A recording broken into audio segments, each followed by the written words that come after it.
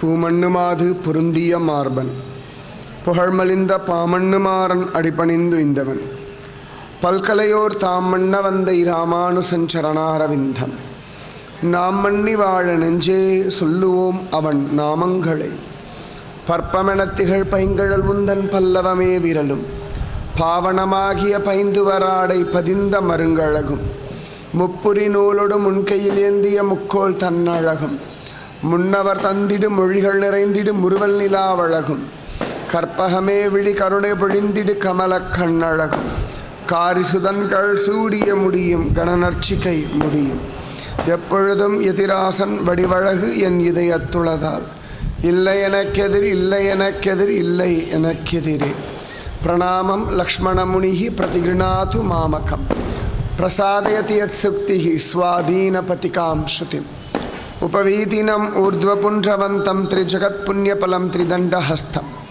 शरणागत सार्तवाहमीडे शिकया शेखरिणं पतिं यतीनां सर्वत्र रामानुजनाम संकीर्तनं रामानुजा ஓடி ஓடி பல்பிறப்பும் பிறந்து மற்றோர் தெய்வம் பாடி ஆடி பணிந்து பல்படிகால் வழியேறி கண்டி கூடி வானவர் ஏத்த நின்ற திருக்குருகூர் அதனுள் ஆடுபுட்கொடி ஆதிமூர்த்திக்கு அடிமை புகுவதுவே பயனென்றாகிலும் பாங்கல்லராகிலும் செயல் நன்றாக திருத்திப் பணிகொள்வான் குயில் நின்றார் பொழில் சூழ் குருகூர் நம்பி முயல்கின்றேன் உந்தன் மொய்கழற்கு அன்பையே எஞ்ஞனையோ அன்னை நீர்காள் என்னை முனிவது நீர் நங்கள் கோலத் திருக்குறுங்குடி நம்பியை நான் கண்டபின் சங்கினோடும் நேமியோடும் தாமரை கண்களோடும் செங்கனிவாய் ஒன்றினோடும் செல்கின்றது என் நெஞ்சமே உண்ணும் சோறு பருகுநீர் தின்னும் வெற்றிலையும் எல்லாம் கண்ணன் எம்பெருமான் என்றென்றே கண்கள் நீர் மல்கி மண்ணினுள் அவன் சீர் வளம் மிக்கவன் ஊர் வினவி தின்னம் என் இளமான் புகுமூர் திருக்கோளூரே सर्वत्र रामानुजनाम संकीर्तनं रामानुजा पुंडलीक सारीका भक्त नाही पंडरी सारीका क्षेत्र नाही विठोबा सारीका देव नाही तुकाराम सारीका सद्गुरु नाही पुंडलीकवरधा हरि विठला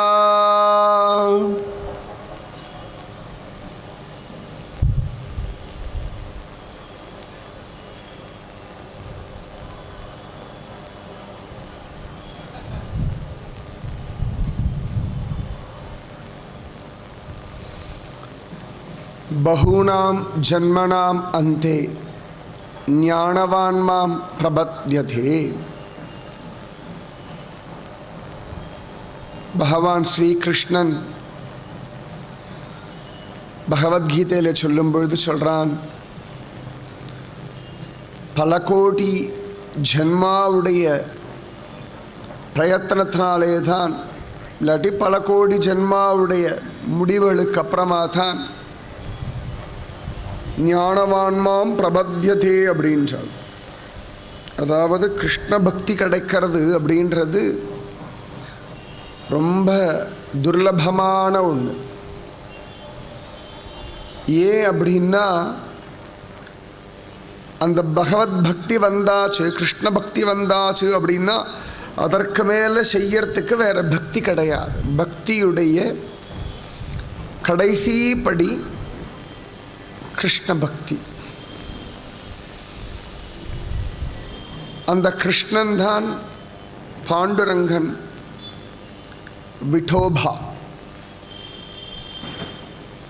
அபங்கத்தில் சொல்லும்பொழுது சொல்றா வி அப்படின்ற சப்தம் ஞானத்தை குறிக்கிறது தோபா அப்படின்னா ஷேப் உருவம்னு அர்த்தம் இந்த விட்டோபான்ற வார்த்தைக்கு என்ன அர்த்தம் அப்படின்னா ஞான ரூபம்னு அர்த்தமா ஞானத்துக்கு என்னடா ரூபம் அப்படின்னா பாண்டுரங்கன்னா ஞான ரூபம் அவ்வளவு அழகா இருக்கானாம் பாண்டுரங்கன் பண்டரீநாதன்.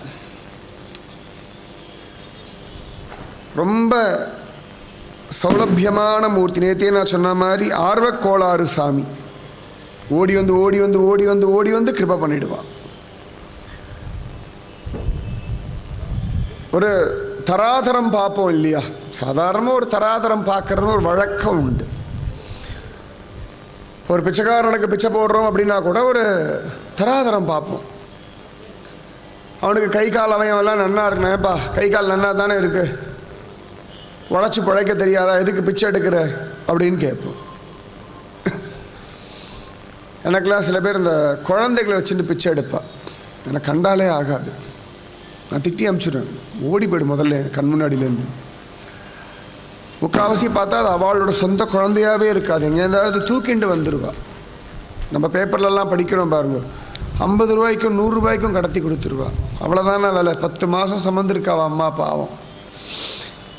அது மெட்ராஸ் அந்த மாதிரி மெட்ரோலெலாம் ரொம்ப ஜாஸ்தி. மெட்ரோ சிட்டியில் பாம்பே அங்கெல்லாம் பார்த்தா இந்த சிக்னலில் வந்து பிச்சை எடுப்பா, கையில் குழந்தைய வச்சுண்டு.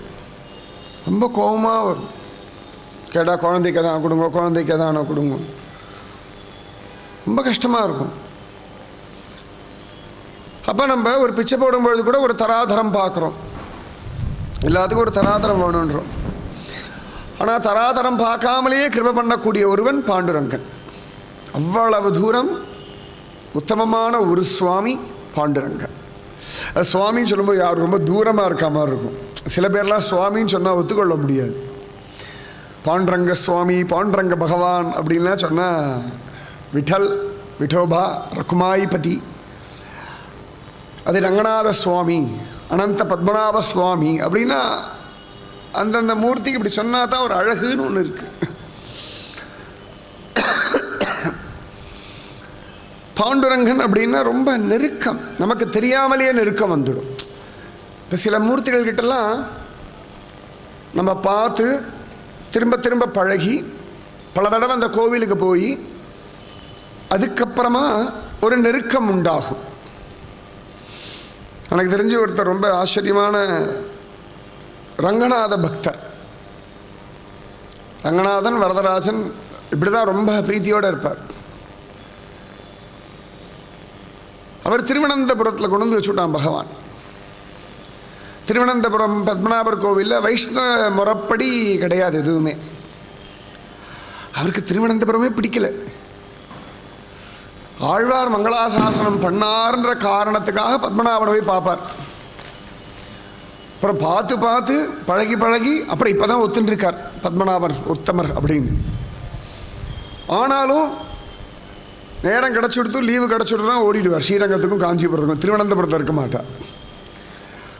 காஞ்சிபுரத்தில் உற்சவம்னா போயிடுவார், ஸ்ரீரங்கத்தில் உற்சவம்னா கிளம்பி போயிடுவார், திருவனந்தபுரத்தில் உற்சவம்னா ஊரில் இருந்தாலும் வரமாட்டார். அப்படி உண்டு.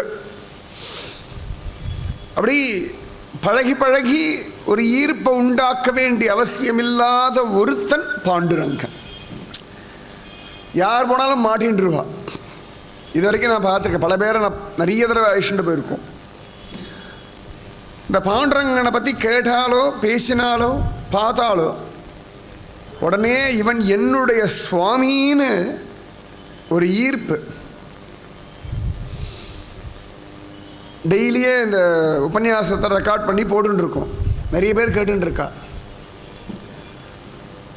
அதில் ஒரு பத்மநாப பக்தை சொன்னான், குருஜி சொல்கிறேன் தப்பாக எடுத்துக்காதீங்கன்னு. என்னம்மான்னு, நீங்கள் பத்மநாபர் வசத்திலாம் சொல்கிறேன், நம்ம சுவாமின்னு சொல்லலை, ஒத்துக்கிறோம், இல்லைன்னு சொல்லலை.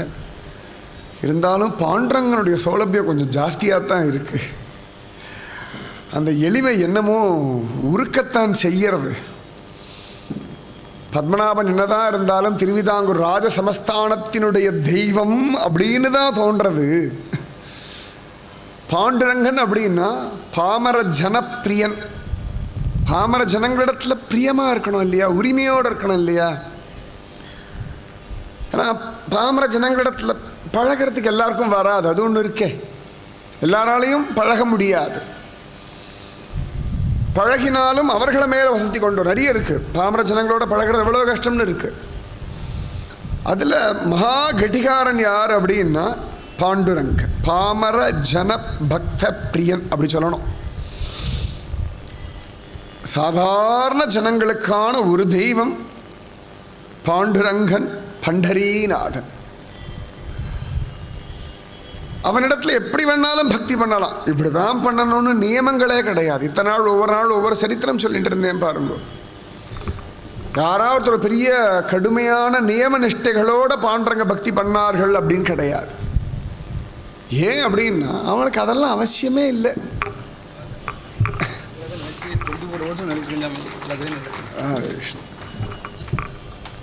அந்த பாண்டுரங்கன் இடத்துல பக்தி இருந்துடுத்துன்னா போதும், வேற எதுவுமே அவசியம் இல்லை. அதுவும் நாமதேவர் காலத்தில் நாமதேவர்லாம் பாருங்க, சாதாரணமாக ஒரு வீட்டுக்கு என்னமோ விருந்தாளிகள் வந்துட்டு போகிற மாதிரி பாண்டுரங்கன் போகிறான். அவர்கள் குடும்பத்தில் ஒருவன் போல பாண்டுரங்கன் அப்படி பழகிறான். அது பெரிய பாக்கியம், எல்லாருக்கும் கிடைக்கும் அந்த மாதிரி அந்த பக்தி, அந்த ஸ்ரத்தை வரும். சர்வசாதாரணமாக நாமதேவரோட விளையாடுறான், நாமதேவரோட படுத்துக்கிறான், நாமதேவர் கூட சாப்பிட்றான் பிரபு. நாமதேவரும் அப்படி அனுபவிக்கிறார் பாண்டுரங்கனை, பண்டரீநாதனை. கோரா கும்பாரெல்லாம் எப்படி அழகா பிரபு அனுபவிக்கிறார் அப்படின்னு சொன்னார். அதே பண்டரிபுரத்திலேயே ஜோகா பரமானந்தர்னு ஒரு பக்தர், நிறைய பக்தர்கள் நான் சொல்லிட்டு இருக்கேன், பேர் ஞாபகம் வச்சுக்கோங்க. ஜோகா பரமானந்தர் அவர் எல்லாத்தையும் விட்டுட்டார். அவருக்கு ஒரே ஒரு டெய்லி ஒரு ரொட்டீன் வச்சுட்டு இருந்தார். 700 பகவத்கீதை ஸ்லோகம் மனப்பாடமாக அவருக்கு தெரியும். ரொம்ப விசேஷம். பகவத்கீதை, யோக சாஸ்திரம், எல்லா ரகசியமும் கண்ணனே சொல்லியிருக்கார். அந்த 700 பகவத்கீதை ஸ்லோகத்தையும் சொல்லி 700 நமஸ்காரம் டெய்லி பண்ணுவார். நமக்கு 4 நமஸ்காரம் பண்ணுறதுக்குள்ளேயே சொல்ல வேண்டிய அவசியம் இல்லை. 700 நமஸ்காரம் ஒரு ஸ்லோகம் சொல்லுவார். திருதராஷ்டிர உவாச தர்மக்ஷேத்ரே குருக்ஷேத்ரே சமவேதாயுத்சவः மாமகா பாண்டவாச்சைவ கிம குர்வத சஞ்சய. ஒரு நமஸ்காரம் பண்ணுவார், திருப்பி எழுந்து கை கூப்பிப்பார். சஞ்சய உவாச அடுத்த ஸ்லோகம் சொல்லுவார், நமஸ்காரம். இப்படி 18 அத்தியாயங்கள் 700 ஸ்லோகங்கள் சொல்லி சொல்லி சொல்லி காத்தால எழுந்துக்கிறது, சந்திரபாகால குளிக்கிறது, அங்கே புண்டலீகனை சேவிக்கிறது, பாண்டுரங்கன் கோவில் வாசலுக்கு வந்துடுறது, 700 பகவத்கீதை ஸ்லோகம் அப்படியே சேவிப்பார். பண்டரிபுரத்தில் நிறைய மாடுகள்லாம் அலையும். அங்கங்கே அது மூத்திரம் போயிருக்கும், சாணி போட்டிருக்கும். கிராமம் தானே, நிறைய பேர் வீடு வாசல்லாம் பெருக்க ஜலமெல்லாம் அப்படி ஓடின்னு இருக்கும். அப்படியே கிராமம்னா ஒரே சேரு சகதி இப்படி இருக்குமே. இவர் அதெல்லாம் கவலையே படமாட்டார். நம்மளும் நமஸ்காரம் பண்ணுவோம், அந்த இடம்லாம் க்ளீனாக இருக்குது. அது தீபாவளி அன்றைக்கெலாம் நமஸ்காரம் பண்ணல சொன்னோம், அப்போ பார்க்கணும். தீபாவளி புது ட்ரெஸ் போட்டுருக்க அன்றைக்கி கோவிலில் நமஸ்காரம் பண்ண சொன்னோம். அது கீழெல்லாம் தண்ணியை கொட்டி விட்டுட்டு நமஸ்காரம் பண்ண சொன்னோம். 2 பேர் பண்ணால் பெரிய விஷயம். அப்படியே பண்ணாலும் அப்படி தொட்டு அப்படி கண்ணில் ஊற்றிட்டு சமத்தா போயிடும். இந்த சாஷ்டாங்க நமஸ்காரம் அப்படின்னு வஸ்திரம் அழுக்காயிடக்கூடாதேன்னு ஒரு ஜாக்கிரதை. மனசு அவ்வளோ அழுக்காக இருக்குது. கோடி ஜென்மாவா அழுக்க சேகரித்து வச்சுருக்கோம், பாவங்களாக சேகரித்து வச்சுருக்கோம். அந்த அழுக்கு போகிறத விட புது வஸ்திரம் அழுக்காயிடக்கூடாதே அப்படின்னு ஒரு அபிமானம் உண்டு. ஆனால் அந்த ஜோகா பரமானந்தர் அதை பற்றிலாம் கவலைப்படாமல் இப்படி 700 நமஸ்காரம் பண்ணுவார். அப்புறம் யாராவது பிக்ஷை கொடுப்பா, சாப்பிடுவார். பாண்டுரங்க பஜனை பண்ணுவார். இவ்வளோதான், அவருக்கு வேறு ஒன்றும் தெரியாது. இன்றைக்கும் பிருந்தாவனம் பக்கம் போனோம் அப்படின்னா கோவர்தனகிரியை நமஸ்காரம் பண்ணி பிரதட்சணம் பண்ணுறதே லட்சியமாக பல பேர் வாழ்ந்துட்டுருக்க நிறைய இடங்கள் உண்டு. திருவண்ணாமலை கிரிவல பாதையில் ஒன்றுமே தெரியாத வாளுக்கு வேறு எதுவுமே கிடையாது. எப்படி தான் இருக்க முடியறதுன்னு அதிசயமாக இருக்குது. அது திருவண்ணாமலை சுட்டு பொசுக்கும் வெயிலில். அந்த வெயிலையும் அவள் பாடு சௌக்கியமாக இருக்கா, மழையிலையும் இருக்கா. குளிர்லேயும் இருக்கா, எப்படி இருக்க முடியுறதா நமக்கு அதிஷ். நம்ம ஒரு தடவை போய் கிரிவலம் ஏதாவது வருஷத்தில் நீ கோயில் எப்பயா ஒரு தடவை போயிருப்போம். நான் திருவண்ணாமலை கிரிவலம்லாம் போயிருக்கேன் அப்படின்னு என்னமோ ஒவ்வொரு பௌர்ணமிக்கும் போய் நிற்கிற மாதிரி சொல்லுவாள். அப்படியே கூட ஒவ்வொரு பௌர்ணமிக்கு ஒரு தடவை தானே. அவள்லாம் அங்கேயே கிரிவலமே வாழ்க்கையாக வச்சுட்டு இருக்கா. எத்தனை பேர் நான் பார்த்துருக்கேன், நிறைய சாதுக்களை பார்த்துருக்கேன் கிரிவல பாதையில். இப்போ கூட ஒரு 4-5 நாள் முன்னாடி கூட ஃபேஸ்புக்கில் ஒரு விஷயம் படித்தேன். ஒருத்தருடைய குடும்பத்தார் எல்லாருமே மதம் மாறிட்டார்கள். அவருக்கு அது ஒத்துக்கொள்ள முடியலை. சரின்னு சொல்லிவிட்டு அவர் நேர திருவண்ணாமலை போயிட்டார். அங்கே போய் இந்த சாதுக்கள்லாம் இருப்பார் இல்லையா, கிரிவல பாதைகள், அவளோட இருக்க ஆரம்பிச்சுட்டார். அவர் பாட்டுக்கு அருணாச்சலேஸ்வரர் தியானம் பண்ணிட்டு கிரிவலம் பண்ணிட்டு இப்படியே இருந்தார். அவர் திடீர்னு இறந்துட்டார், பரமபதிச்சுட்டார். உடனே சரி அவங்க வீட்டுக்கு இருக்கலாம் சொல்லி அனுப்பலாம் சொல்லி அனுப்பியாச்சு. அவள்லாம் வந்தாச்சு. வந்த உடனே அந்த சாதுக்களுக்குரிய சம்பிரதாயப்படி அவருக்கு அந்திம காரியங்கள் பண்ணுறான். இந்த காவியெல்லாம் கட்டி நெத்தியில் விபூதியெல்லாம் பூசி இந்த ருத்ராட்ச மாலையெல்லாம் போட்டு. அப்போ உடனே அவள் மதம் மாறினவர்கள் அதெல்லாம் கிடையாது, அப்படிலாம் பண்ணக்கூடாது. உடனே அவள் சொல்லிட்டா, அவர் இவ்வளோ நாள் அருணாச்சலேஸ்வரர் கதின்னு இருந்திருக்கார். திருவண்ணாமலையில் யார் பரமபதிச்சாலும் இதுதான் எங்களுடைய தர்மம், இதெல்லாம் மாற்ற முடியாது, நாங்கள் இப்படித்தான் பண்ணுவோம் சொல்ல அவளால் ஒன்றும் பேச முடியலையே. கடைசியில் இந்து முறைப்படியே அவருக்கு ஒரு சம்ஸ்காரம் பண்ணார்கள். சத்தியம். அந்த மாதிரி நல்ல வைராக்கிய சீலர்கள்லாம் வாழக்கூடிய ஒரு தேசம் இது. அந்த மாதிரி இந்த ஜோகா பரமானந்தர் நித்தியம் 700 நமஸ்காரம். 700 நமஸ்காரம் நம்ம ஆயுசு முழுக்க கூட அவ்வளோ பண்ணியிருப்போமான்னு தெரியாது. 700 நமஸ்காரம். ஒரு நாள் அவர் எப்பொழுதும் போல நமஸ்காரம் பண்ணிட்டு இருக்கார். மழை வேற பெய்யறது சோன்னு. அவர் அதை பற்றிலாம் கவலைப்படலாம். அவர் பாட்டுக்கு நமஸ்காரம் பண்ணி எழுந்துட்டு பகவத்கீதை சொல்லிட்டு. அப்போ அந்த பண்டரிபுரத்துக்கு ஒரு வியாபாரி வந்தார், பட்டு வியாபாரி. அவர் இப்படி பார்த்தார். இவருடைய அந்த பக்தி நிஷ்டையை பார்த்தா அவருக்கு ரொம்ப சந்தோஷமாக போயிடுது. எப்பேற்பட்ட பக்தி! எதை பற்றியும் கவலைப்படாமல் தன் சரீரத்தை பற்றியோ வஸ்திரத்தை பற்றியோ மழையை பற்றியோ எதை பற்றியுமே கவலைப்படாத ஒரு பக்தி பண்ணுறாரே. இவருக்கு ஏதான நம்ம ஒரு சன்மானம் கொடுக்கணும்னு ஒரு ஆசை. நிறைய இடங்களில் நம்மள சன்மானம்லாம் கொடுக்குறோம், கிஃப்டெல்லாம் கொடுக்குறோம். ஆனால் அவளுக்கு அது பிரயோஜனம் இருக்கான்னு தெரியறது இல்லை. இதை யாருக்கு கொடுக்கணும்னு ஒரு நிர்ணயம் இருக்கும். பசிக்கிறவனுக்கு அன்னத்தை கொடுத்தாலாம் பிரயோஜனம் உண்டு. 3 வேளை மூக்க பிடிக்கிற சாப்பிட்றவனுக்கு ஒரு 50 பேருக்கு கொண்டு போய் அன்னதானம் பண்ணலாம் பிரயோஜனமே இல்லை. சாப்பாட்டுக்கே வழி இல்லாதவனுக்கு அன்னதானம் பண்ணோம்னா நிஜமாவே தெய்வம் திருப்தி அடையும். நம்ம நிறைய உண்டு. யார் யாருக்கு எந்தெந்த விதத்தில் என்னென்ன தானங்கள் கூட. ஐயமும் பிச்சையும் ஆந்தனையும் கை காட்டி உய்யுமாறெண்ணி உகந்தேலோ ரெம்பாவாய் ஆண்டாள் சொல்கிறார். அதனால் ரொம்ப ஜாக்கிரதையாக கொடுக்கணும், ரொம்ப விசேஷமாக கொடுக்கணும். அப்போ அவன் பார்த்தா அவர் அந்த பட்டு வியாபாரி ரொம்ப சந்தோஷமாக ஓடி வந்து இவர் உடம்பில் வந்து ஒரு நல்ல ஒரு பட்டு துணி எடுத்து அப்படி போத்தி விட்டார். இவர் சொன்னார், எனக்கு எதுக்குப்பா அது, எனக்கு அது அவசியமே கிடையாது, எனக்கு இது பிரயோஜனமே கிடையாது, அதனால் எனக்கு இது வேண்டாம் அப்படின்னு. இல்லை சுவாமி, நீங்கள் வச்சுக்கோங்க, எனக்கு உங்களுக்கு எதனா கொடுக்கணும்னு தோன்றது, நான் அதை கொடுக்குறேன், நீங்கள் ஏற்றுண்டு தான் ஆகணும்னு சொல்லிவிட்டு இவர் வேண்டாம் வேண்டான்னு சொல்ல அவர் பாட்டு போத்திட்டு அவர் பாட்டு கிளம்பி போயிட்டார். ஜோகா பரமானந்தர் பார்த்தார், சரி இது வேறு யாருக்காவது நம்ம கொடுத்துருவோம், நமக்கு எதுவும் பிரயோஜனம் இல்லை அப்படின்னு சொல்லிட்டு இதை மடித்து ஒரு ஓரத்தை அப்படி வச்சார். வச்சுட்டு அழகாக திரும்பி ஒரு பாட்டுக்கு நமஸ்காரம் பண்ணார். அப்போ இன்னும் கொஞ்சம் காற்று பலமாக ஆடித்து. அப்போ இந்த காற்றுல இப்படி பறக்க ஆரம்பிச்சது இந்த வஸ்திரம். அடடா, எங்கேயாவது விழுந்து கொடுத்தனா அழுக்காயிடுதான், யாருக்கும் கொடுக்க முடியாது. திருப்பி அதை பத்திரமா எடுத்து மடித்து வச்சார். திருப்பி ஒவ்வொரு ஸ்லோகம் சொல்லிட்டு நமஸ்காரம் பண்ணும்போது சைடில் பார்த்துட்டே இருக்கார் இந்த வஸ்திரத்தை. இப்படி ஆச்சு. கடைசியில் ஒரு 700 ஸ்லோகம் முடிக்கிறது ரொம்ப சமயமாயாச்சு அவருக்கு.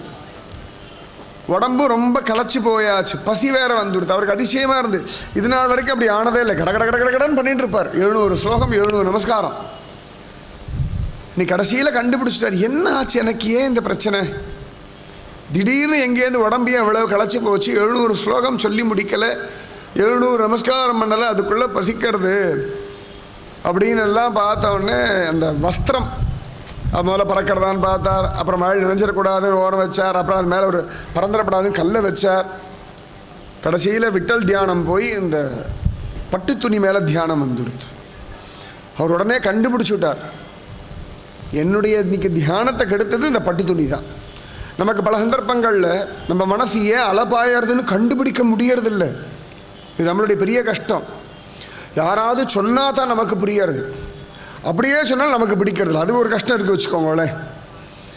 கஷ்டம், நிறைய கஷ்டம் இருக்குது. யாராவது தப்பு அப்படின்னு சொன்னால் அது தப்புன்னு ஏற்றுக்கக்கூடிய ஒரு பக்குவம் நமக்கு இல்லை. அது தப்புன்னு சொன்னால் கூட ஏன் இப்படி சொல்லணும், இப்படி சொல்லியிருக்கலாமே அப்படின்னு நிறைய ஒரு எண்ணங்கள் வந்துடும் நம்ம மனசுக்குள்ள. ஆனால் பெரியவாள்லாம் ஆச்சரியமாக ஜோரா எதனாலே தன் மனசு அலபாயறதுன்னு உடனே கண்டுபிடிச்சிருவா. அவளுக்கு அந்த பலம் உடையனா ஏகாகிர சிந்தனை தெய்வத்தினிடத்தில் கண்டுபிடிச்சுட்டார். உடனே அவர் பார்த்தார், இது சரிபட்டு வராது, இதுக்கு முதல்ல முடிவு கட்டணும்னு சொல்லி அந்த வஸ்திரத்தை எடுத்து நேரம் அப்படி போனார். போகிற வழியில் ஒரு விவசாயியை பார்த்தார். அவர்கிட்ட சொன்னார், அப்பா எனக்கு ஒரு ஒத்தாசை பண்ணுவியா, சொல்லுங்கள் என்ன பண்ணணும் அப்படின்னார். இந்த மாதிரி நான் உனக்கு ஒரு பட்டு வஸ்திரம் கொடுப்பேன், இனாமாக தருவேன், ஆனால் அதுக்கு நீ எனக்கு ஒரு உதவி பண்ணணும் அப்படின்னார். என்ன உதவி சொல்லுங்கோ அப்படின்னார். நீ அழகாக அந்த 2 மாடுகள் வச்சிருக்க இல்லையா, ஏர் பூட்டி வச்சிருக்க இல்லையா, ஆமாம், இந்த ஏர் கலப்பையில் பின்பக்கத்தில் என்னை கட்டி விட்டுடு, கையை காலை கட்டி அதில் கட்டி விட்டுடு, இந்த மாடுகள் 2 வேகமாக ஓட்டி விட்டுடு அப்படின்னார்.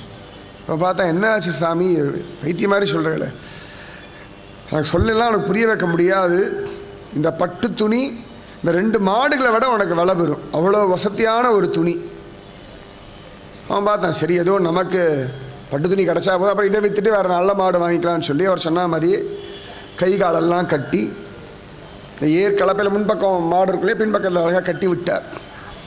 சாட்டை எடுத்து அடிக்கிற மாதிரி அடித்தோடனே மாடுகள் மிரண்டு ஓட ஆரம்பிச்சு.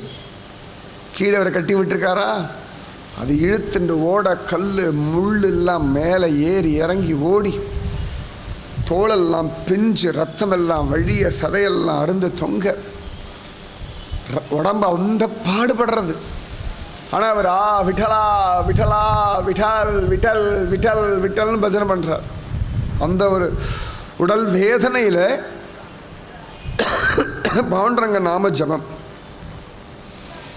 ஒரு எல்லையில் உயிர் போகிற ஸ்திதி வந்தாச்சு அவருக்கு. அப்போ கூட அப்பாடா இன்றைக்கி ஒழுங்காக நமஸ்காரம் பண்ணாததுக்கு நல்ல தண்டனை கிடச்சுடுத்து, பெரிய தண்டனை எனக்கு கிடச்சாச்சு, இனிமேல் இந்த மாதிரி ஏதான ஒரு வஸ்துக்கு ஆசைப்படாது இல்லையா உடம்பு அப்படின்னு சொல்லி அவ்வளோ அழகாக பண்ணிட்டார் அவர்.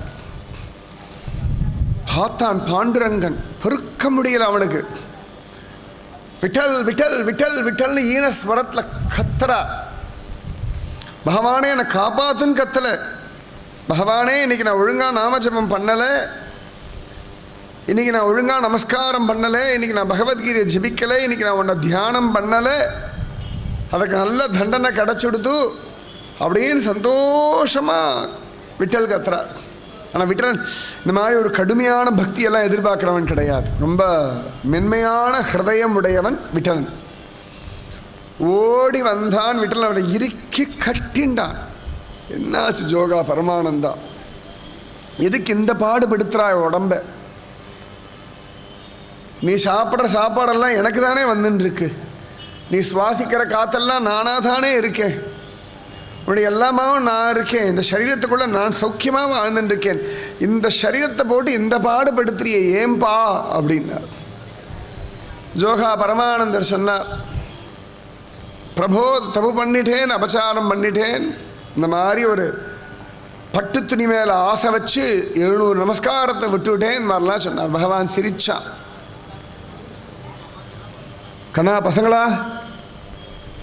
பசங்களா, ஒன்று சத்சங்கம் கேளுங்கோ, இல்லாட்டி டிஸ்டர்ப் பண்ணாமல் இருங்கோ.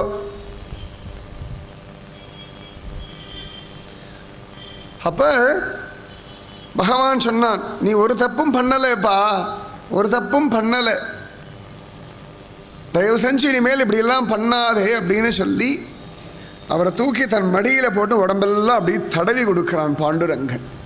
தடவி கொடுத்து தடவி கொடுத்து தடவி கொடுத்து அவரோட சரீரத்தெல்லாம் சரி பண்ணான். சரி பண்ணிட்டு அப்படியே பாண்டுரங்கன் அவரை தூக்கிண்டு வரான். அவர் அப்படியே மூர்ச்சி ஆயிட்டார். பாண்டுரங்கனுடைய கிருப்பை தாங்க முடியாமல் மூர்ச்சி ஆயிட்டார். மூர்ச்சியாய் அப்படியே தூக்கிண்டு வரார். தூக்கிட்டு வரார். ராமதேவர் அழகாக உட்காந்துன்னு பசனம் பண்ணிட்டு இருக்கார் கோவிலில்.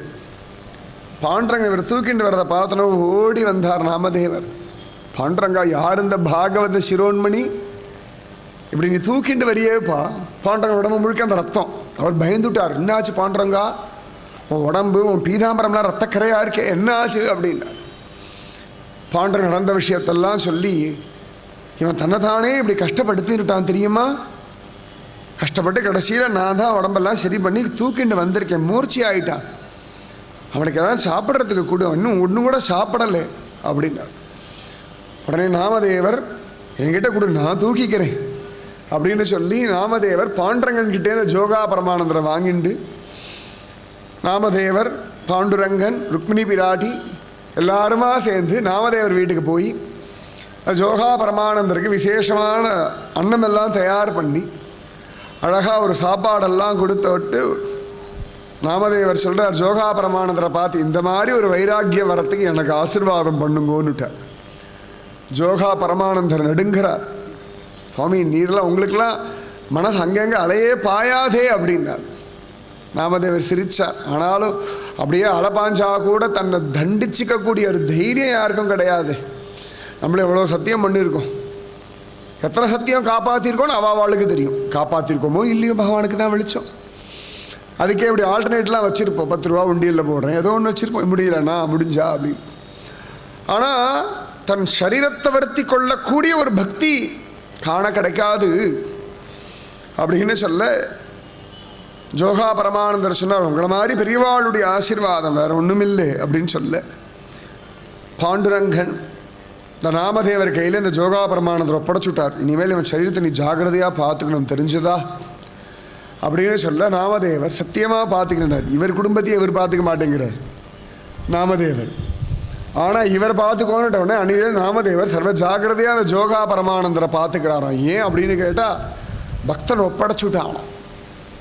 பக்தனை பகவான் ஒப்படைச்சதுனால சர்வ ஜாகிரதையாக தன் பிள்ளைய போல பார்த்துக்கிறார்.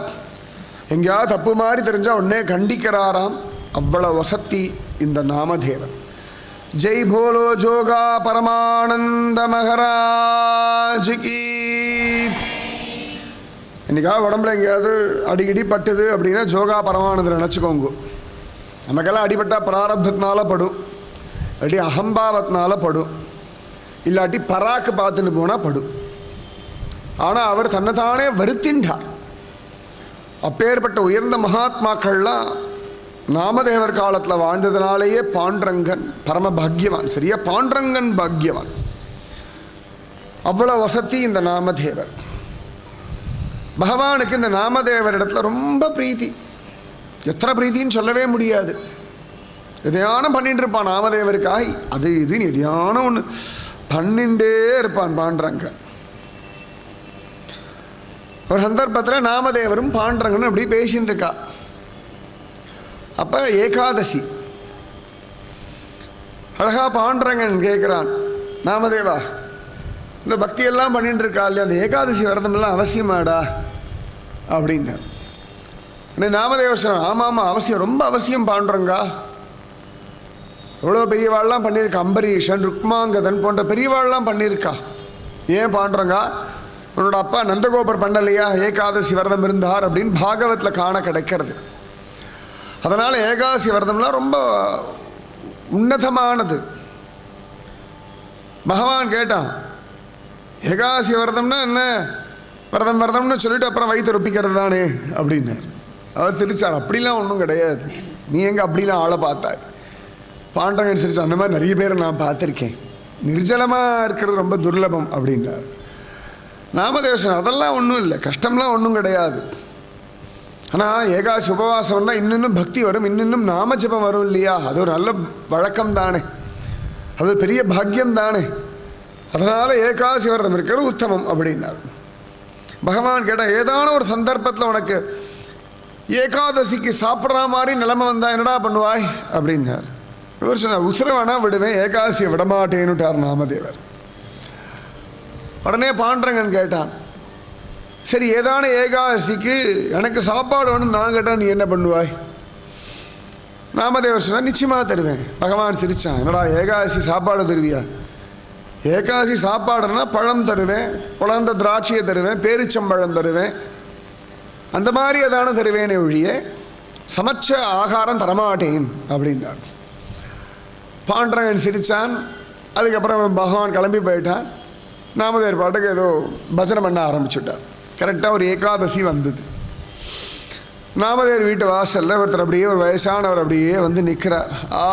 பசிக்கிறதே, ஹே நாமதேவா, பாண்டரங்கா, விட்டலா, ரொம்ப பசிக்கிறதே, உசுறு போகிற மாதிரி இருக்கே, என் சரீரத்தை காப்பாற்றுப்பா, சீக்கிரம் ஏதான பிரசாதம் கொண்டு வாப்பா அப்படின்னார். உடனே நாமதேவர் வெளில ஓடி வந்தார். பிராமணர் வந்திருக்கார், வயசான பிராமணர். வாங்கோ சுவாமி, என்ன வேணும் சொல்லுங்கோ அப்படின்னார். என்னடா அவ்வளோ நேரம் கத்தினேன்னு, பசி தாங்க முடியல, உசுறு போகிற மாதிரி இருக்கு, எனக்கு எதையான கொண்டு வந்து சமைச்சு கொண்டா, சாதத்தை கொண்டா, குழம்ப கொண்டா, ரசத்தை கொண்டா, காயை கொண்டா. நாமதேவர் சிரிச்சார். இன்னைக்கு என்ன நாள் தெரியுமா அப்படின்னார். அவனே அந்த வயசானவர் கேட்டார், ஏன்டா பசிக்கு நாள் கிழமை நேரமெல்லாம் உண்டா, இடமெல்லாம் உண்டா, விவஸ்தை உண்டா, அதுக்கு எதானோ? பசிக்கு இந்த நேரத்தில் வரும், இப்படித்தான் வரும்னு ஏதாவது நியமங்கள் இருக்கா? எப்போ வேணா வரும், எப்படி வேணா வரும். நீ என்னடான்னா என்ன நாள்னு கேட்குறியப்பா, பசிக்கிறவனுக்கு சாப்பாடு கொடுக்குறவன் நாள் முக்கியமா உனக்கு அப்படின்னா. நாமதேவர் சொன்னார், நாளும் முக்கியம்தான் சுவாமி, நாளும் முக்கியம்தான். அவர் சொன்னார், என்ன வேணா இருந்துட்டு, என்ன நாளாக வேணா இருக்கட்டும், எனக்கு தயவு செஞ்சு அன்னம் சமைச்சு கொண்டா அப்படின்னார்.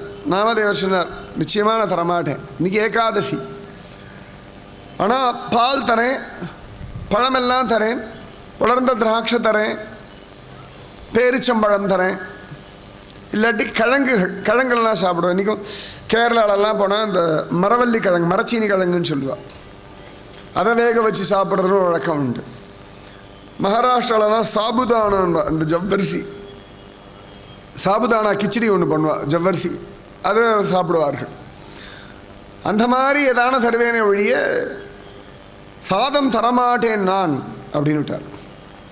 இவர் சொன்னார், சாதம் மட்டும்தான் நான் சாப்பிடுவேன், எனக்கு நாள் கிழமையெல்லாம் முக்கியமே கிடையாது, அதுவும் நான் வயசானவன், வெளியூர்லேருந்து வேற வந்திருக்கேன், இப்போ உயிர் போகிற நிலைமையில் இருக்கேன், எனக்கு நீ அன்னம் சமைச்சு கொடுத்தா தான் நான் சாப்பிடுவேன் அப்படின்னா. இவர் சொன்னார், என்ன ஆனாலும் நான் தரமாட்டேன்.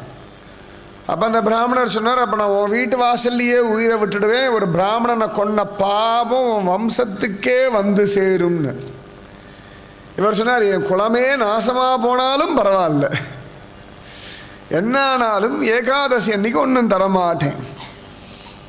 ஒரு கால் நீங்கள் என் வாசலில் உயிர் விட்டேன்னா உங்கள் சரீரத்தோடு சேர்ந்து என் உசுரும் போகும் அப்படின்னு விட்டார் நாமதேவர். இந்த பிராமணர் கூடவே ஒரு வேலைக்காரனார கூட்டு வந்திருக்கார். அவன் சொல்கிறான், ஐயா என்னையா அது, ஒரு ஆள் உசுறு போகிறதுன்னு அப்போ போய் என்னமோ விரதம், நியாயம், தர்மம், சாஸ்திரம் எல்லாம் பேசின்னு இருக்கீங்களே. நாமதேவர் சொன்னார், சாஸ்திரம்னா சாஸ்திரம்தான், அவ்வளோதான், அதெல்லாம் மீறி ஒன்றும் பண்ண முடியாது, பண்ண மாட்டேன். இப்படிலாம் பேசிட்டு இருக்கும் பொழுதே அந்த பிராமணர் ஆஹா அப்படின்னு சொல்லி தொப்புன்னு கீழே விழுந்துட்டார்.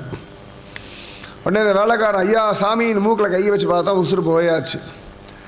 உடனே அக்கம் பக்கத்து ஜனங்கள்லாம் ஓடி வந்தால் நாமதேவர் திருந்திட்டின்னா, என்ன பெரிய ஏகாதசி, உசுறு போகிற சமயத்தில் ஏகாதசி இல்லாமல் பார்த்துட்டு இருப்பா, யாராவது உடம்பு முடியல ஹாஸ்பிட்டலில் இருக்கா, அப்போ ஏகாதசி விரதமாக இருக்க முடியும், என்ன பைத்திய மாதிரி பேசின்னு இருக்கா நீ அப்படின்லாம் நல்லா வாயில் வந்தபடி எல்லாம் திட்டினார். நாமதேவர் எதற்கும் அசரவே இல்லை.